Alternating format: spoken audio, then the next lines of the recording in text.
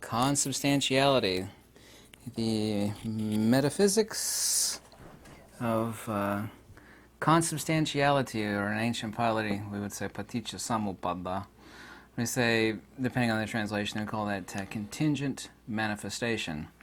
However, the first condition in ancient Pali, exactly no different than Greek monism vis-a-vis the Platonists, the Pythagoreans, the Neoplatonists, as well as that of Advaita Vedanta, and as well as that of the Upanishad and Upanishadic monistic thought, is the attribute or condition, which is not itself a thing. That's like talking about happiness or sadness. That is a condition of something, coordinate to something, but the consubstantiality of manifestation. Now, there is, in all forms of monistic metaphysics, Greek, Indian, and otherwise, there is no prima causa, original sin, or first cause. There's only condition. By the way, the first step in paticca samuppada from ancient Pali, or in other words, downfall, we could actually just make it very simplex without using a bunch of foreign ancient terms that you're obviously not familiar with. We could just say downfall or descent. In every form, and I'm not interested in religions or belief systems, but all forms of metaphysics and also to belief systems have this position and story. Most of the time it is a story, it's not even logical, of a downfall. You know, what is cause? And as far as monism is concerned, there is no cause. Now, let's just use a perfect analogy of light and illumination. You know what light is. Of course, light is also, too, merely conceptual. Nobody ever sees light. They see illumination. They see manifestation. To use a perfect thought image, an invisible person, kind of like they have in the comic books, the invisible woman or the invisible man. An invisible person would, of course, be completely 100% blind because light would never manifest. Everything's about capacitance, resistance, magnetic permeability, and dielectric permittivity. So for anybody to have idea of light, they don't see light, they see resistance. They see the resistance of light, which, of course, would be illumination. Yes, I'm going somewhere very quickly with this. So light and illumination are obviously not two things. They're one thing. We're talking about principle and attribute. Now, the first step in paticca samuppada, or of all forms of monistic metaphysics, we could say, talk about the Greeks' agnosis as well. Agnosis of what, by what, and, concerning what. What is agnosis? It is not a thing itself. It is a condition. So the cause for descent, or the cause for downfall, is this consubstantial, inseparable attribute of the principle itself, whether we say that of either the agathon or the absolute, or we could speak of individual persons. And we're not talking about conventional existential ignorance, kind of like a child is ignorant and they stick their hands on a hot stove. That's something completely different. However, that's a weaker mirror image of that. First, we actually have to understand also, too, consubstantiality. Unfortunately, in English, there is not a differentiation between mind and consciousness. They're both kind of the same thing, and people always think mind and consciousness is a bunch of electrochemical signals inside the brain. None of the ancients actually were so crude as that. By the way, the Pali word for consciousness, or vijnana, literally itself means agnosis. Let me repeat that again, so it's so very, very important. The word for consciousness is really no different than the word for agnosis. Vijnana and agnosis are essentially the same thing. The word for consciousness in ancient Pali is vi plus jnana, or gnosis. Jnana or gnosis, or insight, literally means the absence of insight, or agnosis. In other words, the ancient word for consciousness is agnosis. We could say conventionally ignorance, but we're not talking about empirical ignorance of, like, a dumb person that, does dumb things, like sticking their finger in a light socket. So let's first get in our heads consubstantiality. Of course, we actually have the principle of light and illumination, but let's not take it that far. Consubstantiality regarding existential consciousness is consubstantial with the psychophysical. What does consubstantiality mean? It means that the two are inseparably dependent. So when I actually shine this red light through this orangish filter, we actually have now orange light, right? Now this orange light, which is manifest over here and everywhere, of course, is consubstantial. It is not a thing in itself. You can't, it's kind of like the idea of polishing a turd. You can't polish a turd, right? I mean, don't take the analogy too far. You can't polish a turd. There's no purifying this orange light. It can't be made pure because it is a construct of two completely different things. And you could literally read, and take my word on this, seriously, you could read 1,000 books on ancient metaphysics, and it would take you that much to get that condensated of an idea or principle of understanding how the ancient Greeks and Indians thought of, correctly, mind you, that of empirical consciousness. Empirical consciousness cannot be purified. It is a consubstantial construct of the psychophysical to the empirical husk. You know, that lump of flesh and blood and stuff you see in the mirror. It is consubstantial to the psychophysical. In other words, there is no purification of this orange light, which is, perfect analogy, existential consciousness. This is not my opinion or feeling or belief. This is how the ancient Indians and Greeks and Egyptians thought of existential consciousness. There is no purity here. You cannot purify what is down below. It is absolutely impossible. This is a construct, and the construct is between the principle of illumination. We could say light and illumination in this case. We don't actually have to talk about principle and attribute right now, and that of the psychophysical. There is no purity down there. It is not, this is of course where people get wrapped up in morality and conduct, which itself has no bearing on transcendence or insight. It, however, is conducive. It's not about keeping your car clean in the garage. Like, look how this is what people that engage in morality and conduct are all about, because true transcendence metaphysics is always beyond good and evil, quote unquote. So people say, oh, my car is so clean, and you know, referring to conduct and morality. And it's just perfect. It's so clean and it's not defiled. It's like, yeah, but it is only meant to be kept in good shape and clean so you could drive it down the road to your destination and eventually ditch it on the highway because you reached your destination. You don't need the car anymore. So that's all conduct and morality are good for in monastic metaphysics, which is about transcendence. And you cannot purify that orange consubstantial construct. And that is but the easiest and quickest way I could actually explain consubstantiality, that there's no purity or purification of something that is not a thing in itself. That orange light, of course, is a combo, a hybrid of two things that are conjoined that make something else, kind of like life itself. Life is the consubstantiality of matter and spirit. People say, what happens when you die? It's like, well, what happens when you smash the radio regarding the signal? It's like, well, but what happens to me when I die? Well, it's like, well, what dies? That is not you. What happens to me? Everybody's confusing me with what does die and perish. Like, what happens to the signal when you smash the radio? I don't think there's a single fool on this earth that thinks you're doing anything to a signal when you smash the radio. When you actually play the radio and it's played through the speakers, which is not the signal itself.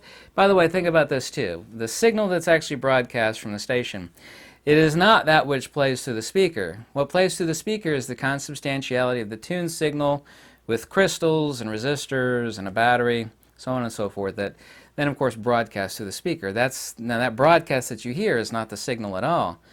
What you hear is the consubstantiality of the radio and the broadcast signal. So people say, what happens when we die? It's like, well, what dies is not you, and you know, it's not a concern. That is the identification phenomenology of all monistic metaphysics. But I can make 1,000 videos on agnosis. I don't know if somebody wants to go that incredibly deep. But the very word agnosis itself, or in ancient Pali, avidya, everybody I think knows what agnosis means. It means ignorance, but not empirical existential ignorance, which is something different, in all forms of ancient metaphysics made that abundantly clear. There's two different varieties. You know, there's the stupidity of living critters down here, and there's primordial agnosis, which is not itself a thing, rather a condition.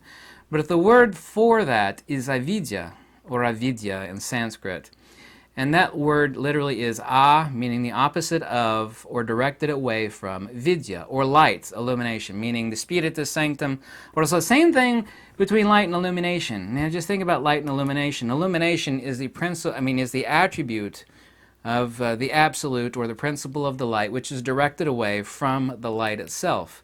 What you see down here is not light. What you see down here is illumination. Analogously, of course, the light is up here, but what is down here is, of course, illumination. Avidya is this.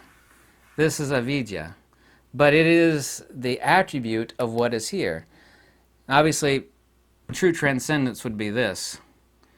The light which is no longer of the attribution of emanation. The attribute of the absolute, or the agathon, is of course avidya. That's the inseparable principle of light and illumination, or of the self and what is illuminating what is not the self. You know, in this case, of course, the radio and the radio signal analogy, which is a near perfect analogy, by the way, but don't take that analogy too far. But it's important that in this video that I talked about consubstantiality, because people don't have that in their head and they don't know what it means, and they don't know that there's no purity of what is itself manifestation. In other words, it did not exist up here. There is no consubstantial consciousness up here. It cannot be purified. This is a product of two or more things. This orange consciousness down here, and that is actually a pure, perfect analogy of the existential consciousness that people always think can be purified. Now they can calm it, and they can feel calm. It's like, well, you know, I blank my mind out for a few hours. I feel so much better. It's like, well, yeah, you do, but I mean, you know, there are pharmaceutical pills, not that I advocate. There are pharmaceutical pills that will do the same thing. That has nothing to do with wisdom. It has nothing to do with transcendence. No form of ancient metaphysics taught that at all. It is about turning that light away from other than itself, that avidya or agnosis, the extrinsic attribute of oneself, which is always directed away from that which it is. This is the extrinsic attribute of one's being, which is also too primordial to the absolute. That is not a cause, that is not prima causa, it's not original sin. Cause of descent is not a cause at all. It's the attribute of one's very nature, just like light and illumination. But light and illumination necessitatively, there's the word anankhya, by the way, necessitatively must manifest. And we have all the antinomies and the suffering of becoming, or bhava nubhava, becoming and rebecoming, until one turns off that attribute, and it's not turned off, it is eliminated. The attribute is eliminated so that the light itself no longer is illuminating anything down here, and I mean down here conventionally, but is self-reflexive. What does self-reflexive mean? That is theurgy, that is disobjectification, that is transcendence, that is wisdom. By the way, in ancient metaphysics, there is absolutely zero distinction between wisdom and the self, the true self, and I don't mean the existential self or the psychophysical or the corporeal self. Self and wisdom, or the spiritus sanctum, that which one truly is, or as they say in ancient Sanskrit, tattvamasi or aham brahmasmi. That is the self, which is wisdom. Wisdom is always directed at the self, and the self which seeks itself is wisdom by definition. There is no distinction between wisdom and the self. That is not my opinion, by the way, either. That's a fact. It's a fact forwarded by all forms of monistic metaphysics, Advaita Vedanta, Upanishadic thought, original Buddhism, not the stuff we call Buddhism, which is not Buddhism at all, it's something completely different. That which was taught by the Pythagoreans and the Platonists, the Neoplatonists, Proclus, Numenius, Syrianus, Damasius, Iamblichus, Porphyry, on and on. But people need to understand what avidya or agnosis actually is. It is not referring to empirical ignorance of the existential being, which is a lesser mirage thereof.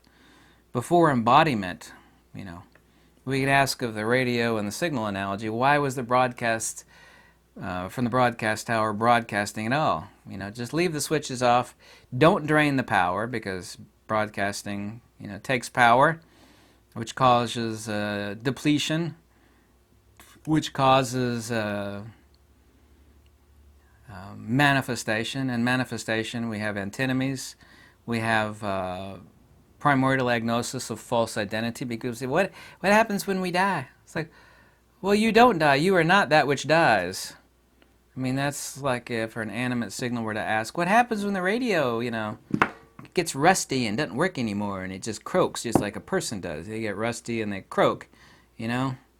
And kept out in the weather, they've been rode hard, put up wet, and their time is over with. It's like, it's over with. So what the hell does that have to do with the signal? Everybody keeps asking that question over and over. They've been asking that for countless eons, thousands of years, not just to me. So what happens when we die? I ask them, what makes you think what dies is who you are? I mean, there's no such thing as a bad question. I'm not, picking on anybody for asking a question like that, but the question needs to be reflected back at anybody that asks that and say, why do you think you are that which dies? False identification, or the identification phenomenology thereof, is seeing self in what is not self. That is suffering, by definition. Why does a chick cry at a sad movie? She's not in the movie. She's not part of the movie. The movie isn't reaching out, touching her. Why does a chick cry? It's identification. That's what movies are made to do. They're made to suck you in emotionally. Make you cry or laugh, on and on, horror movies, whatever. But why would a person... That's a really simple question. So why does a person cry at a sad movie? They're not in the movie. They're not part of the movie. Why would they do that? It's identification phenomenology. You are projecting yourself into that which you are not.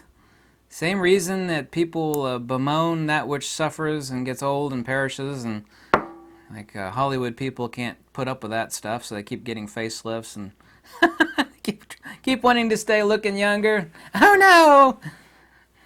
I need another facelift. It's all going south. Anyway, I hope you liked this video. I hope it cleared up a couple things. Literally, you could read 1,000 books on hardcore metaphysics and you would not get to the core of consubstantiality and the primordial principles of avidya like I hit on this video in 16 minutes, whatever it took me to make this video. So I hope you liked it. If you do, you always give a shout out below in the description link. Any help is always... But I hope you have a happy new year. This year's obviously been horrible. But with wisdom, this year is no more horrible than any other. I mean, we all want to pay the bills and feed the cat and stuff like that. Not that I have a cat. But wisdom levels everybody out because the world just passes you by. The world is just nothing but chaos and drama. Wisdom extracts you from chaos and drama. It doesn't extract you from ultimate physical suffering and misery and stuff, but it let you rise above it. So, thanks. Goodbye.